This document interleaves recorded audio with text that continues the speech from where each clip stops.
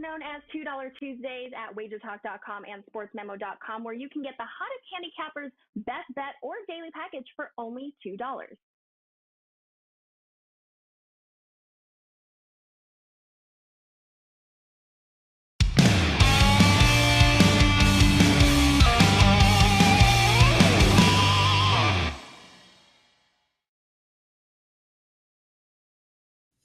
Welcome, everybody, to Wager Talk Today. This guy right here, Lawrence Presman. That guy is Teddy Covers, and you're watching the best daily sports betting show on the planet. 58 of you watching right now, 64. Let's get it up to 17 million. Teddy Covers, how are you, my friend? I'm doing just fine today, Prez. Nothing but smiles at the Covers household again last night. You won again? 11-1 run now? Yeah. I mean, it's 6 months I've been running real good. I mean, There's no other way to describe it. You know, number one at Wager Talk, number one at Sports Memo over the last 6 months in net profits. I think I'm at 184% ROI during that span, and a real good run right now. 11-1 the last 12. So see, we can keep it rolling right into the heart of football season. Way to go. I lost my play last night. I was on the Giants. It happens. I'm coming right back with a 3-pack today. A great show. We got Ralph Michaels back, and he will be joining us every week moving forward. Thank God. I mean, Teddy, we missed this guy. He's going to look at the South Carolina, Georgia State game, and he's going to look at the Louisville game. And then we have his son with us, Jeff Michaels from JM Sports. He's going to look at a Miami Dolphins future bet, as well as the Utah-Florida game. And, of course, Dave Sharapan, my brother. Let's just get right into it. What did you learn in the wonderful world of sports betting? So I wanted to talk at the top of the show today about diving into a week one college football card and some of the things that I look for and some of the things that I tap the brakes on. So I'm going to start with my general college football philosophy, which is believe what you see, not what you read. All right. I mean, see on the field, not see the talking heads describing what's going on. And don't forget for a minute, the ESPNs, the Foxes, the CBSs, they all have a vested interest in hyping teams. All right. They hype a team. Oh, you're going to watch that game. So the information that you receive from some of these sources may be a little bit biased. Plenty of good magazines out there. Lindy's, Athlon, Phil Steele, doesn't matter. Worth noting, the deadlines for those magazines are real early. There's more than a handful of teams that are going to look fairly different from what they were predicted to look like when that stuff was published last spring. I'll just say this. Google News is a powerful tool, and beat writers are often worthy follows on Twitter to get accurate, up-to-date information. I want to talk one more point here. I'm not going to go on and on about college football to start today. I'll save a couple for tomorrow. But there's one more point I want to make. Wise guys tend to fall in love with underdogs week one. It's just one of those things. All right, this team's a false favorite. This team is way better than they were last year, et cetera, et cetera, et cetera.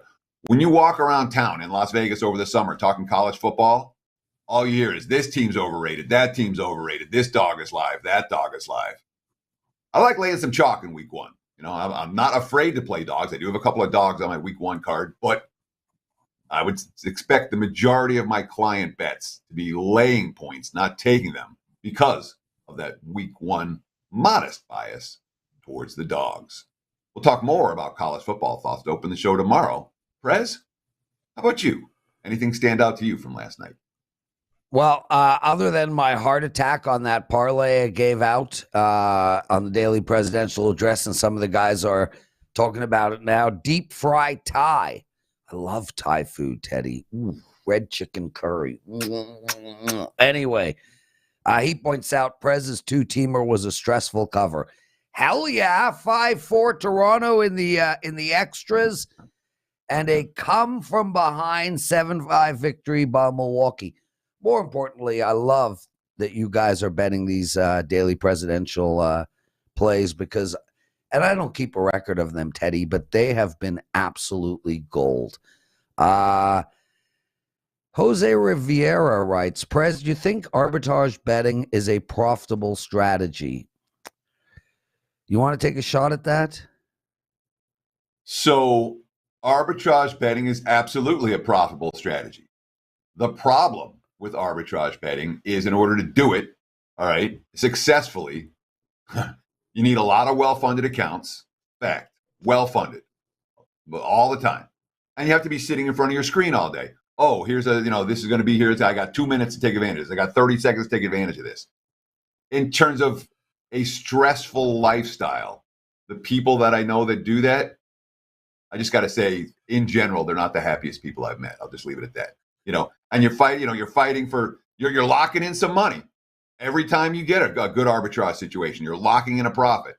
But the amounts you risk versus the amounts you actually win, they're minimal. And the amount of work that it takes you to do that successfully is every bit as difficult as the amount of work it takes you to handicap successfully. So it's one way to go about the process. I know guys that have done it successfully for years that don't know a thing. They can't name a player on a team.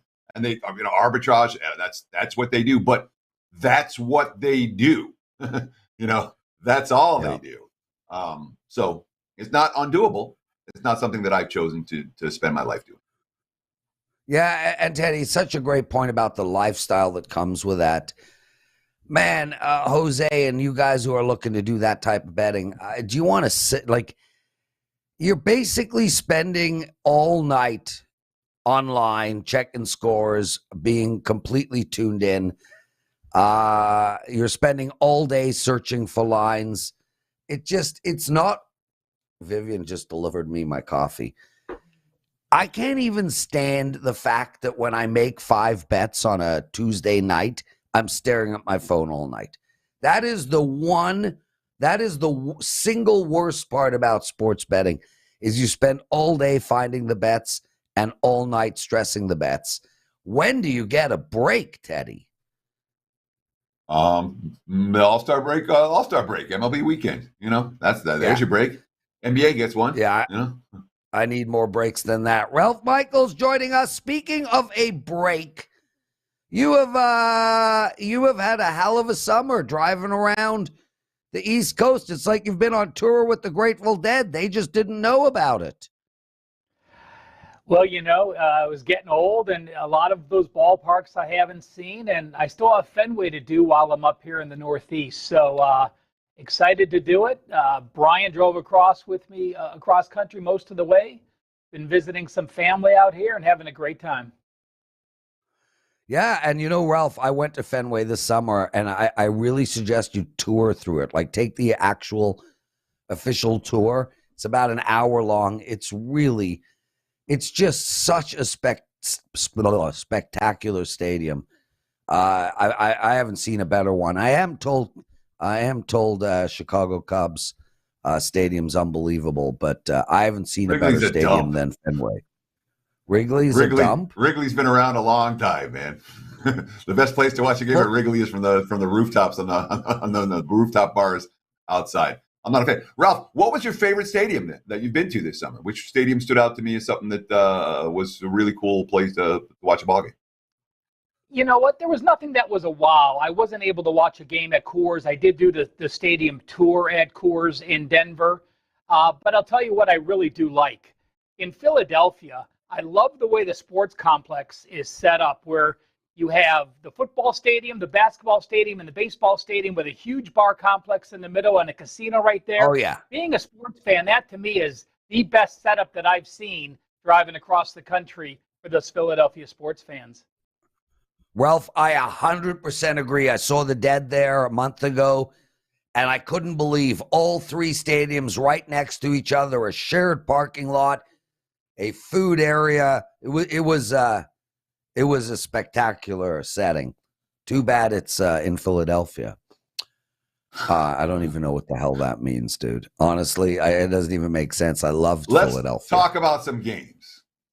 Yeah, brother. South Carolina versus Georgia State. Ralph, you're betting the total here. This is this an official Gold Sheet release? Yes, it is. Tell us about it. And how do we bet this game? Well, most people say I'm wearing two hats today. I'm wearing a Gold Sheet hat and a Ralph Michaels hat. I'll say I'm bringing two pens. First, let's start off with the Gold Sheet pen. I'm going to be the spokesman for the Gold Sheet today. They are the $2 capper at WagerTalk. You are getting a 5% play from the Gold Sheet. And what did the Gold Sheet do their first year at WagerTalk and their first year at Sports Memo? How about number one profit in college football? How about number one profit overall in football, NFL and college football combined? How about an 88% run on 5% plays in football last season? And listen to this. When the Gold Sheet released a football play rated 4% or higher, they are on an 18-2-1, 90% run.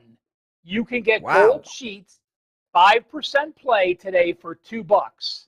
And just as valuable, maybe even more valuable, which is crazy to say, anyone that goes to goldsheet.com right now, you type in the username free at goldsheet.com, a password of free, F-R-E-E, you can download this entire issue absolutely free.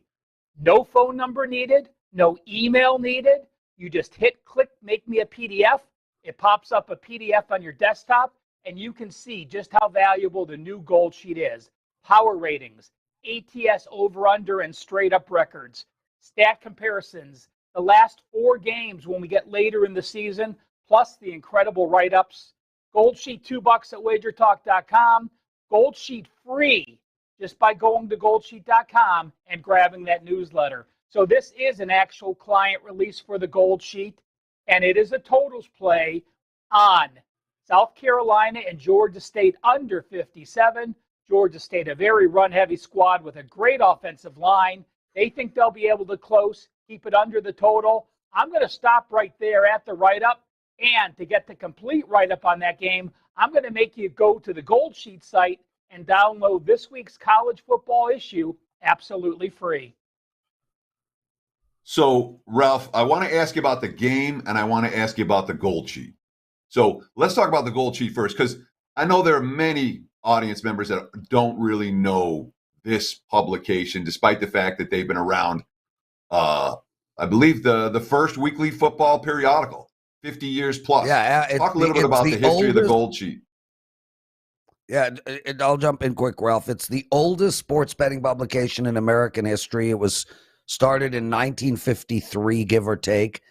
And we purchased it about 5 years ago. We're actually trying to trademark the Gold Sheet currently. We're waiting on word. But yes, Teddy, it is as old as it gets. Ralph, all yours. Well, yeah, so let me give a quick follow. One more thing. Those people that remember the Gold Sheet remember great write-ups. They're very short and succinct.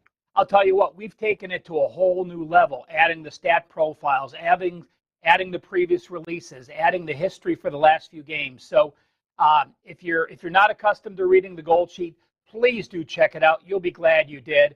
And get the rest of the year for under $6 a week when you go there. There's details how to do that as well.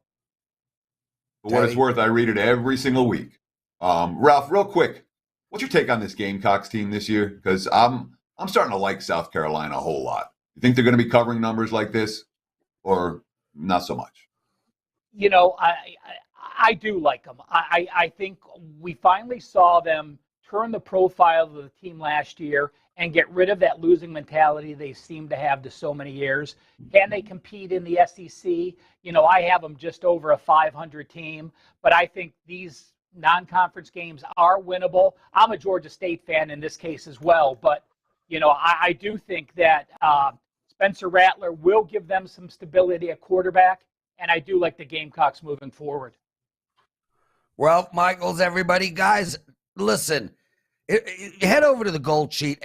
This week's publication is free, literally free.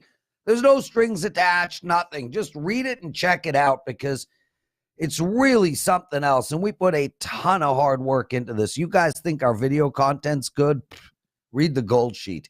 Username free at goldsheet.com. Password free. Hey, Carm. Ralph, Syracuse is playing Louisville. There's a bunch of fours, a bunch of 4.5s, and one lonely 5 right now. Louisville is the favorite. They're on the road. How do we bet this game? You know, Prez, I'm going to jump in for 1 second because there's no way I can come on Wager Talk today and not mention a little TNA. Now, I didn't preface this to you guys, so you're unfamiliar with this, but I had to look up a number, and I tweeted this earlier today. You know, this week 0 has become a popular situation. The 14 FBS teams played. And how many times are we going to read this week that the team that has a game under their belt has an advantage? That means one team is playing their game of the season, like all those teams that played last week, versus a team that played their first game this week. Now, Illinois, Indiana. That's something that makes sense to me. You know, Nebraska played last week. Utah State played. Nevada played. New Mexico State played. Florida State played. Doesn't matter if you played an FCS or an FBS. So if you heard, you know what, guys, this team has a game under their belt. They're experienced already. They've got that game under their belt. They're going to have an advantage in game number 2. Well, how about this? Since 2014, when a team has a game under the belt advantage, meaning they're playing their second game, they have covered exactly 43.9% against the spread. Interesting. So you think it makes sense that they have an advantage, but guess what? Vegas knows they have an advantage. There's lines that are adjusted because of it. Perhaps a team that has an extra week of practice isn't at a disadvantage, so don't fall into that trap. The team with the advantage, 43.9% against the spread, with almost 300 game sample size in that mix. So let's talk about Louisville and Syracuse. Thank you, Teddy. On Saturday. Right now we've got the Louisville, anywhere between -4 and -5. What are you looking at with the Cardinal and the Orange? This is an actual client release, and I do want to mention one more thing. At Sports Memo, I have a 5% loaded 35-11 run on 5%. We kept it up for $9. I had it loaded yesterday, and we kept it up today. So when you head to Wager Talk to buy that Gold Sheet $2 play, you can pick up my Week 1 college football 5% play for just $9 as well. I like this Louisville team. You look at Satterfield in his 4th year. You know, he took over a 2-10 team. They had a winning year. They've struggled with some injuries the past few years, and they are 1 game under 500 now in his 3-game stretch. So that does put him a little bit on the hot seat. But they've beaten Syracuse by a combined score of 136-37 the last 3 years. And listen to this, the last 2 years, 71-3 is the combined score. That is series dominance. You have the best quarterback in Cunningham in the ACC. You have a mobile quarterback who rushed for over 1,000 yards with a very experienced O-line. 2 new wide receivers, but I'll tell you what, they have 19 and 33 starts collectively at Miami of Florida and at Central Arkansas. UL, 5 offensive line starters, and when I have a mobile quarterback and experienced offensive line, that's a team I'm going to be betting on early. 51 games they started last year, 112 career starts. Syracuse switched from a pass offense to a rush offense. They're changing over quite a few players, and why they have 17 returning starters, people are going to look at Syracuse and say they have 17 returning starters, but it's important to know what they returned the year before. They returned 19 starters 2 years ago and went 5-7. So when a team actually has fewer returning starters than the year before, it's not a positive no matter how many they had. So it's always important to know what a team has done recently to know what you can expect from a team that year. I do like Louisville. This is an actual client release. I did release it yesterday to my clients at 4. No problems laying the 4.5, currently available at many sites. And again, that is an actual all-access play. Check out my 5% play for Saturday. Still $9 today at WagerTalk.com. Ralph Michaels, everyone. Awesome stuff, Ralph. And guys, It's $2 Tuesdays. Ralph spoke about that. Ralph, we're going to have you in your regular spot next week. We love having you on. Teddy, let's go through this. So the gold sheet is the $2 Tuesday handicapper at WagerTalk Today. The gold sheet is on WagerTalk.com. Yeah, WagerTalk.com. WagerTalk. Yeah, I got my coffee delivered late. They're on an 18-2 run in 4 and 5% college football bets. 18-2. That's so sick. You guys can get gold sheets $2 Tuesday play at WagerTalk.com. And like always, we have the 3 handicapper program over at Sports Memo. 3 handicappers, 3 best bets, only $5. Today's guys, Mark Lawrence, Dr. Chuck, and JM Sports. And we're going to talk to JM Sports in about 2 minutes. Teddy, we're going to take a quick break. We got your big game breakdown, JM Sports, Ralph Michael's son, Jeff, and, of course, Dave Sharapan. Stay with us, everyone.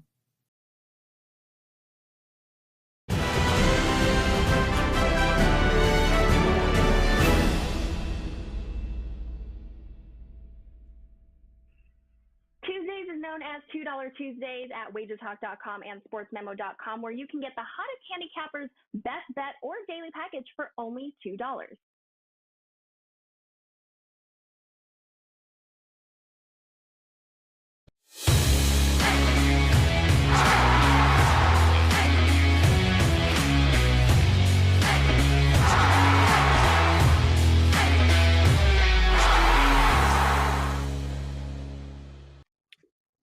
It is time for today's big game breakdown. Let's talk about a big game. ABC Sunday night college football at the Caesars Superdome in New Orleans. Right now, I'm seeing LSU -3. There is a prominent 2.5 out there. Total 51/51.5 for Florida State and LSU. Look, Florida State had an incredible 5-year run under Jimbo Fisher. 59-9 straight up. 2 playoff appearances between 2012 and 2016. He was already out the door when they started 3-6 in 2017, dallying with other jobs, went to A&M. 4 years since Jimbo Fisher left. 19-27 combined record for Florida State. Multiple head coaches during that span. Their only bowl appearance, they lost to Arizona State in the Sun Bowl in 2019. 19-27 over the last 4 years. That's the state of the program until proven otherwise. I know they have a lot of starters back. I know they hit the transfer portal hard. But until proven otherwise, Florida State is what we think they were and what they've been, which is an underachieving team. A team that has holes, significant holes, and a team that has not found a way to win. LSU hasn't been that good the last 2 years, 11-12 since the 15-0 national championship season in 2019. But the level of competition they face is much stronger, and their talent base is flat out better than Florida State. Look, 25 years in Vegas, this much I can tell you. You know, all the time going into week 1 of college football, you know, this year they're really going to be better than they've been the last 5 years. Those teams, they need to prove it at least once before you ask them to hang with the likes of LSU and Brian Kelly's debut, in my mind. Lay the field goal with the Tigers. I think they win this game by 3 points or more against Florida State. There's your big game breakdown. Back to you, Mr. Prez. Awesome stuff. Guys, remember, Teddy's on an 11-1 run. What do you got up for the clients, Teddy? I have a single best bet in MLB for today, but already locked and loaded. We got NFL Week 1 winners up. We've got college football winners up for this weekend. So good time to get on board with any type of extended service package. Yeah, and we're going to talk about that a lot next week. We've got a great promo coming for you and I next week. We'll release it on Monday. Jeff Michaels! Dude, I got to tell you, man, your dad is an impressive man. His ability to retain numbers is something else. And most importantly, he's lost about 70 pounds. You got to be proud. Oh, absolutely. It seems like every time, you guys mentioned it, he's driving across the country, and every time I see him, he's got more weight that he left at the last stop, wherever that may have been. Yeah, I saw half of Ralph at the meet and greet a week ago. The other half was just left on the road as he drove. But it is wonderful to see. Your dad is an incredible guy and just so damn good at this. So I assume, what is that saying, that the acorn fell close to the tree? I don't know. What is that? What is that, Teddy? Doesn't fall far from the tree. Yeah, that I gotta keep it handy, right? I gotta keep it handy, right? Yeah. Gotta follow the tradition. Jeff, let's get into it, man. The Miami Dolphins, their over and under win-loss is 9. Are you going over or under?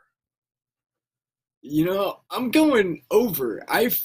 It's hard to believe to me that there were a couple of these totals that I looked at that how do you add the likes of Tyreek Hill, Terran Armstead on the offensive line, as well as, some other big name signings on defense, and still don't anticipate Miami picking up an extra win anywhere. I mean, they ended last season with 9 wins, and they do play a slightly harder schedule this year, but it seems like a no-brainer in a division that they really could win with a new head coach. Like I said, you got Tyreek Hill, you got Terran Armstead, and you had Melvin Ingram, one of the bigger defensive names to move around the market. And you add him to this Miami team that was on the up and up, and now you're not anticipating them pulling out one extra win from any of these players. They landed last season at that same 9-win total, and it is a little bit of a harder schedule, but I don't see Tua doing what they did last year, and I think that they make some massive improvements with some of these changes. May not be a week 1 change or immediate change into the season, but I don't think that there's question they improve on the team that they were last year with all the pieces that they picked up in this offseason. So, Jeff, I got to ask you, what's your biggest concern about Miami? Obviously, when you're asking people to bet them over 9 wins, that means they got to win 10 in order to cash a winning bet.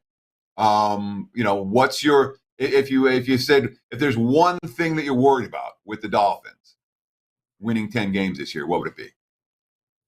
I think it's clicking in all the new pieces. You do have a lot of new additions, and if they don't click soon enough, you could miss out on some opportunities early in the season. But there's a lot of potential on this team, and there's a very heavy running back room back there too. So sometimes too much of a good thing can be its own downside, I guess. But there's a lot of potential options for this team to take advantage of. So we'll see if they can use them the right way. Jeff Michaels joining us. Everybody, you could find him over at Sports Memo. Jeff, you're getting a lot of grief for wearing an Ohio State hat. Is that your team? I am. It may not be my opinion-based team for this weekend. We'll see what happens with that line. But I am a Cleveland kid, so I'm not far from. We don't have much quality college football up here. This would be the closest thing to us outside of some MAC action. Yeah, minus 16.5. I think last time I looked at that Ohio State line, and I know a bunch of people do like Ohio State. Jeff, we're going to talk about your podcast, but before we get into that, Utah, Florida, minus 2.5 for Utah. Again, this is a game I'm getting a ton of information on. I'd like to hear your opinion. Yeah, I think Teddy actually prefaced me pretty well with that Florida State game that he was talking about earlier, because that's a lot of the view that I have on Florida too. I mean, they're coming in with a new head coach, and Billy Napier's in his first year. Last season, they were just 6-7, and while they were 4-1 against non-conference opponents, they didn't cover a single one of those games. Now they lose some essential pieces on their offensive side of the ball. Like I said, a new head coach, and they take on a Utah team that, if there's one big difference over the last year and a half or so, it would be being proven and being able to, show what you can do with that kind of talent. I mean, Utah's got Kyle Whittingham's coming back for his 18th year as their head coach, and they ranked 7th to open this season. But there's plenty of returning talent on the team as well. They were 7-2 in the last 9 years in road openers, and they're 7-1-1 against the spread over that time. They have the first team Pac-12 quarterback back. They got 3 of their top 4 rushers back, and they have 5 out of their top 6 receivers back. And sure, they did lose a couple pieces on defense, but just like Teddy mentioned in the last game too, they hit the transfer portal hard, and the transfer portal helped fill some of those gaps. So funny enough, Ohio State comes into play again. Utah's coming off another bowl loss, a third one in a row after pretty impressive years. But Florida loses their quarterback. They lose 3 out of their 4 rushers. They lose 5 out of their top 7 receivers. And on the defensive side of the ball, they lose 3 of their top 6 tacklers. So I do like this Florida team for the long run, but it takes something to prove the team first. So I think that there's something to be said about Florida being able to step up with potential talent that they may have before I start backing them for the long term. So I like Utah at this one, even if that line had made its way, from what I heard, made it up to a 3 or even potentially a 3.5. But I do like Utah to cover this in week 1. Stay away from that dog. So I want to ask you, Jeff, because you talked about that line move. It's been 2.5 all summer, and it just went to 3. There's a couple of 2.5 still out there, but I'm sure if you have, this is one of those examples where the more outs you have, we always talk about don't fund an account with everything. Split your money in half, fund 2 accounts. Split your money into thirds, fund 3 accounts. You think it's okay to lay 3 in this game, even if the 2.5s are gone, or is now all of a sudden you got to win by more than a field goal? Does that concern you here? I mean, I think it does change the level of my play to some extent, but it's still a play without question. It is one of the ones that I gave out as an opinion. I will probably, more closer to that if this line continues to trend. But proven. Biggest thing, actually, you said it, Teddy, was proving themselves, and I think that's one of my biggest questions with Florida. And if they can stand up to it, I still like them with that field goal. I mean, you got under 500 Florida team playing the number 7 team in the nation that took Ohio State to 3 points last year. So in that bowl game. So I do still like them at that 3, even though, like you said, it is a little concerned jumping over that big number at that 2.5 going to the field goal, but I still like the Utes to take it. Jeff Michaels, awesome stuff, man. You got a podcast going. Tell us about it quick, and then we got to get to Dave Sharapan. Yeah, absolutely. Fridays now, we're one of the first times to my knowledge and in recent memories that we've crossed over with the WagerTalk Sports Memo on a regular basis. So my dad, myself, and Joe and Dion D'Amico are running Family Affairs on Friday. You stick 4 people all related in the same room for some football action, and you're definitely going to have some entertainment going every weekend, not to mention me and Pops talking it out every time. So, I'm excited to see what the season holds. And last week was the inaugural kickoff, and we got another one coming to you 11 Eastern time on Friday. Well, kick his ass. Jeff Michaels, everyone. Ralph Michaels. Before that, now we have Mr. Drama, Dave Sharapan. And Dave, tell us what happens when you walk through the casinos in Vegas. First of all, it's good to see you. It sounded like you were telling Jeff to kick some ass and start some drama with his dad. There's no drama on Tuesdays. There's no drama on Flex Tuesdays. But every time I walk through a casino, literally every time I walk through a casino in a sports book, the past 5 to 10 times, someone has yelled out to me, "Hey, Dave, Flex Tuesday," and they flex. Or, "Hey, Dave, no drama." Every single time. And the part I left out is, told me, don't take any of Prez's stuff, Dave. Keep it up, whatever you're doing. Don't let him give you any you-know-what. So that's why I keep coming back on Tuesday. Pleasure to see both of you. Well, we love you, Dave. And somehow your nickname's going to become Dave No Drama Sharapan. We've had a guest ask us, a listener, a user, a watcher, a talker, twice. Prez, what do you think about EV betting? Teddy, Dave, Teddy, you want to take a shot at this EV betting? What do you think of it? Go ahead, Teddy. EV betting. So you're talking about, are we talking about closing line value? Are we talking about expected value? So that's the interesting part, right? It's a broad concept that is very difficult. You asked me to talk about it, Lawrence, and now I'll talk about it. So shut up, please. There's no drama on Tuesday. Now, well, he cut off Ralph. He cut off Jeff. It's like, dude, when see the big guy in the box? That's the guy who's talking. See the two little guys on the side? That's the guy who are shutting up and waiting for the guy to finish. So give it just a minute. Thanks for explaining. When it comes to EV betting, we're all looking for positive EV bets. All right, that's the concept. That's but conceptually versus actually putting those concepts into action are two very different things. We look for positive EV bets. We try to place positive EV bets. But when it comes to EV betting, I mean, that's a really broad concept that's difficult to break down more than that. Dave, would you agree? Oh, yeah. I mean, I've been hearing about EV betting for, 3 decades. Expected value. That's what EV stands for. I can spell that. I still can't explain it. But there's a lot of people out there that will. They'll explain it one way when it wins. They'll explain it another way when it loses. Yeah, there's a lot of good books. It's a high-level concept that is, for a different time and a different place. It's not for Flex Tuesday. So, good question, Lawrence, Dave, but I get you can't to answer decide that what's question going in seconds. I get to decide what happens on Flex Tuesday, my brother, and we should flex. Oh, whoa. Anyway. EV betting. The way I look at EV betting is trying to get the best line, especially against the market close. It's like Teddy was talking about at the top of the show with the arbitrage betting. It's just too damn consuming.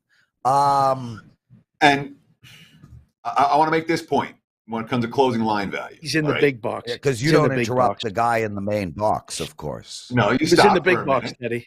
He was. Yeah, but he stopped for a second, which means that he's done and someone else can jump in. Go ahead, Theodore. Okay, all right. Hello, go ahead. Theodore. When it comes to, there are a lot of handicappers that are, I would call, borderline obsessed with closing line value. All right. Yeah. I laid -2.5. The line closed -4.5. I got the best of it. Oh, the play lost. Well, that doesn't matter. I got a closing line value. Okay.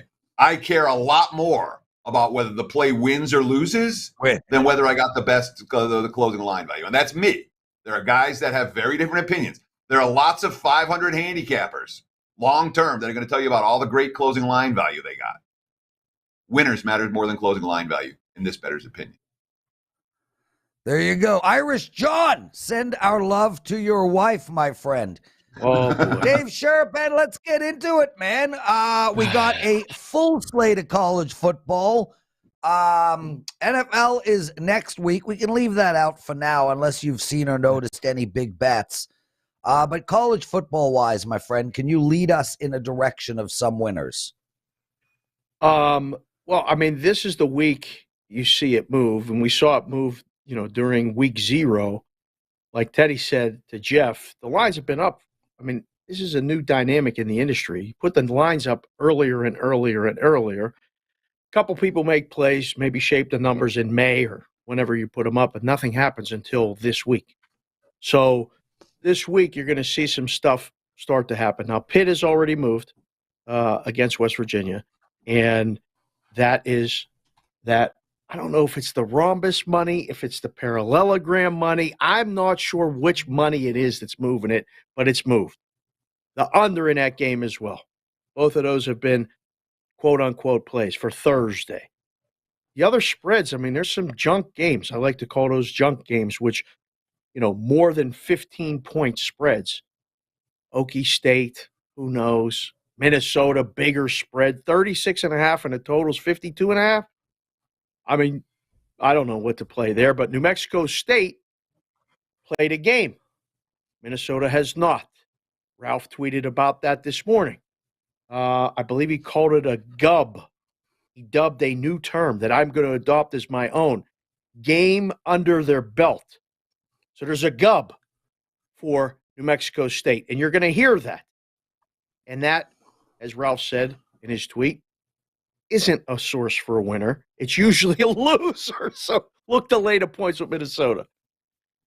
And then Penn State. I wore the Mets stuff because we're going to talk baseball in a second, but you know I got a Penn State hat because I went there. Penn State's minus 3.5. It was 3.5. It's bouncing back and forth between the two. Not sure yet. I'll have a better feel for it by Thursday. But I think they're going to be on the dog in this one. The home dog, Purdue. But they're on the under. That's been a play. Keep an eye there out as well. So let me ask you this, Dave. Week 1 college football. Yep. In general, I don't hesitate to fade bigger line moves in general. But Week 1 college football, is the sharp money pretty sharp? Is this money that you want to be paying attention to and not stepping in front of? Do the books win Week 1 college football against the savvy bettors? Well, just like EV betting is a dynamic and a concept that's hard to explain, I don't think there's one explanation for that. Some years the sharp money is sharp and it wins. Other years the sharp money is as sharp as a dull spoon and loses. So I think it varies year to year. There's no one way to attack it and say this trend is usual. I know for the book's perspective, Week 1 is an educational process. We're discovering what the numbers should be, how good our ratings are before the season, what you value going in, whether it's number of returning starters, whether it's the way a team finished, whether it's the way a team looked in the spring. Everybody looks at different things. The book has to take all of that stuff and put up a number and let it get bet. So, as good as the sharp money was on betting Nebraska up last Saturday, up to 14, where other sharp money came in and took Northwestern plus the points and drove it all the way back down, that was pretty good. The sharp money also laid it with Vanderbilt on the island of Hawaii up to almost 10 from an opener of 6.5. They laid it all the way up to 9.5 and kept laying it as Vanderbilt kept scoring and won 63-10. So week 0, they did okay. That was pretty good. So yes, I think a lot of times on select games, the rhombuses and parallelograms are ahead of the books for sure. Sharps and squares versus rhombuses and parallelograms. Dave Sharapan at SportsBK on Twitter, the Sportsbook Consigliere, a guy who's been in the sports betting business on the other side of the counter for basically his entire adult life. Dave, before I ask you about MLB, I do want to beg for likes right now. Prez wants to do his presidential address, and we need just a few more likes to get us over 100. It's not too much to ask. We hope that we're giving you guys good info every day in an entertaining fashion. So give us a thumbs up, give us a like. We appreciate it so much. And be sure to download the WagerTalk TV app. Brand new, and it's freaking good. And it's free. So go to anywhere that you download your apps and download WagerTalk TV. You can watch every single piece of our program each and every week. Dave, let's shift our focus to the MLB card. I see you wearing a Mets hat. You're officially a Mets fan for today. Where's the money coming on the MLB card? And just as importantly, this time of year, is there money coming on the MLB card? Is it all sharp money at this stage? Did the public bow out of baseball as the calendar turns into late August and September? People have held out hope long enough that baseball is being, a certain way, a certain thing. And then a day like Sunday happens where, again, every favorite over $2 or more lost outright. So everybody was like, when is football starting? Please give me football, after they laid all those points with Nebraska and didn't win. So I think the public they got beat up over the weekend. You come into yesterday and you have baseball, 8 games, probably a dead card. There were a lot of days like today where there's nothing else. All right. Are you going to make a play in advance of Thursday? Or are you going to get some action? I think there's big handle on a day like today, a day like tomorrow, leading up to getting back in the rhythm of betting football on Thursday and then heading into the weekend.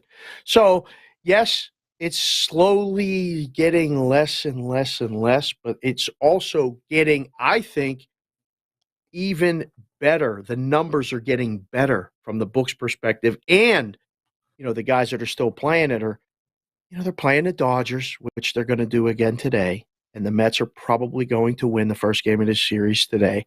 Hopefully we'll get to hear the trumpets later. Tommy Trumpet, bring in Diaz to close the game. Mets and under. You get a game like last night with the Phillies. They're up 7-0. It's one of the worst beats I've ever seen for a first five. It's 7-0 going to the bottom of the fourth, and they don't win. They lose 12-7. They lose the game 13-7, but they lose the first five. Koken mentioned that Ralph has a great stat. It was such an outlier. But the Phillies will probably win today with Nola on the hill, but that game's going under. That's the key. As we get out of the dog days of August and into September, you can bet dogs and you can bet unders. The two things that the public, whether they're the rhombus or the parallelogram, I don't want to upset anybody on No Drama Tuesday, they don't like to bet those. Dave Sharapan. Great work, deep. dude. Did you get the likes? Yeah. Yes, we did. I hung out a lot with Joe Ranieri in Vegas at the meet and greet. So it's like, Dave Sharapan. Joe's voice is unbelievable. I got to tell you flat out, man. I mean, how's Joe's golf swing? Because I'm not sure. I didn't get to see him play golf, but I know when he hangs out, like that meet and greet, he worked the room pretty good. He has multiple voices. I think he has multiple personalities too. But how is his golf swing? His golf swing is very similar to his haircut. Really good on the sides, really shitty on top. It's just totally inconsistent. It's like for 1 second it looks great, and then the next second it looks terrible. What can I tell you? Dave, I'm staying for the presidential address. Baby. Flex it out on the way out. Let's go. You're the best. We love having you on. We'll see you next Tuesday, same time. Daniel's son, let's go.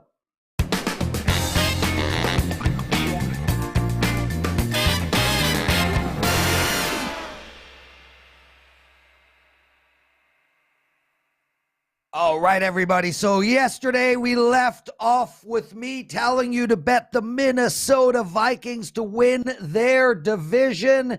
The line was plus 275. I think that's the best value bet that I can find, Minnesota to win the division. We're going to continue. I gave you guys a parlay yesterday. It won. Toronto Blue Jays and Milwaukee Brewers. It was I got another one for you today. Let's start with our parlay, and then I'll give you an NFL future bet I'm making. I'm going with the same type of parlay. Look, I told you guys yesterday the Blue Jays are going to roll, and they are. We are in for a big, juicy, fat run from the Toronto Blue Jays, and Teddy's like slacking me in the middle of my presidential address. Anyway, Toronto Blue Jays to win, Atlanta Braves to win. Both on the money line. You put them together, it comes down to minus 121. I'm so curious. I want to know what Teddy slacked me. Damn you, Teddy. What did you do? Blah, blah, blah, blah, blah. Okay, it's not important.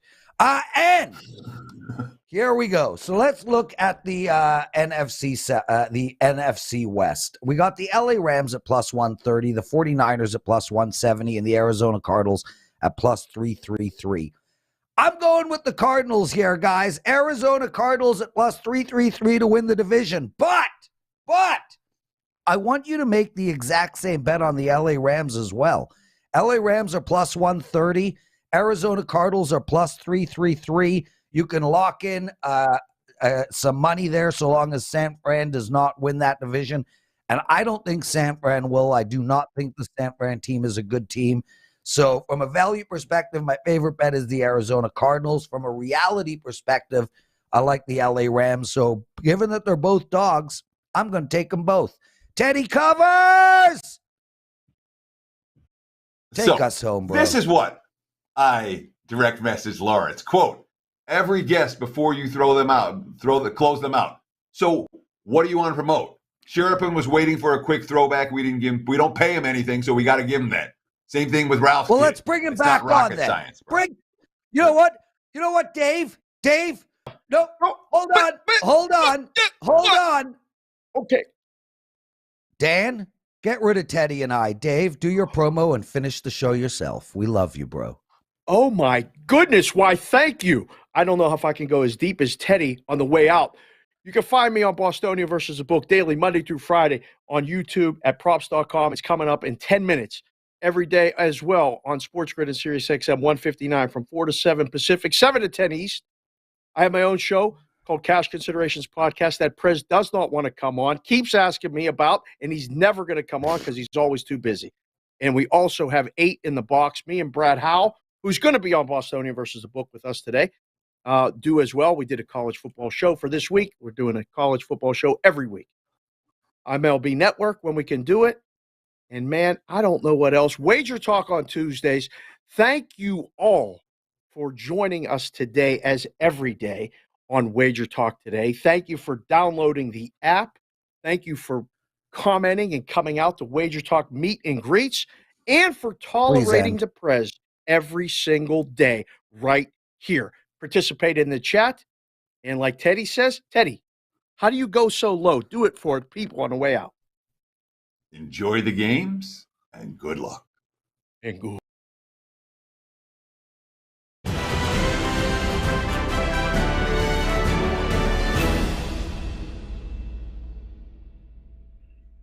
Tuesdays is known as $2 Tuesdays at WagerTalk.com and SportsMemo.com, where you can get the hottest handicappers, best bet, or daily package for only $2.